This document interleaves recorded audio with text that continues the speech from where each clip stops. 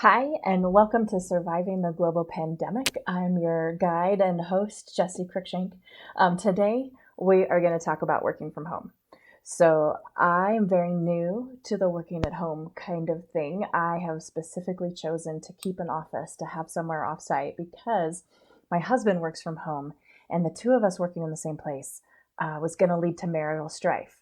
So I don't know, it's probably like you. A lot of the life choices that I specifically made in order to be my best self and live my best life are no longer in my control, and I have to do the opposite. So my husband has been giving me some coaching tips on how to work from home. The first thing you need to know is that my husband put me on a schedule because I'm entering his world that he's worked really hard for the last 6 years to define and to create. I am entering and disrupting his world. So he put me on a schedule. I have social time and work hours. So there are office hours in our home and social hours. Social hours are lunch, maybe a mid afternoon break, but otherwise, if I want to talk to him, I have to text him.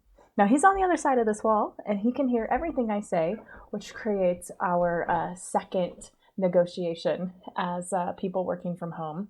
And that is headphones sound. Our house was not designed for an office space, for quiet, for lack of distraction. If you've got children running around, coworkers of mini size or furry size, you're probably experiencing the same thing. So we all have these distractions that we're not used to coming in and out of our space.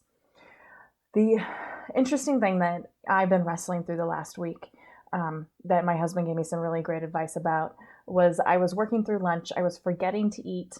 I was working until 6 or 7 p.m. at night. And I work and eat during, my regular office anyway.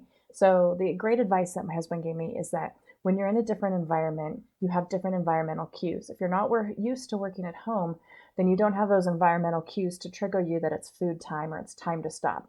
Your body, because you're at home, thinks you're either sick or on vacation. And so it is in that mode. You're like either watching TV, binging out, not motivated, not getting up, forgetting to eat, working too hard, working too long.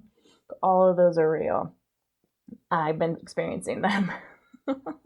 So, a couple tips: go outside, create breaks to go outside when you need to take a break, change your room, go out into the living room or go to the kitchen or do something like that just to change your space. Your body will re-habituate to being in a new environment, but make sure you build in those good habits at the same time. Get dressed. I wore jeans today, so I am wearing regular pants.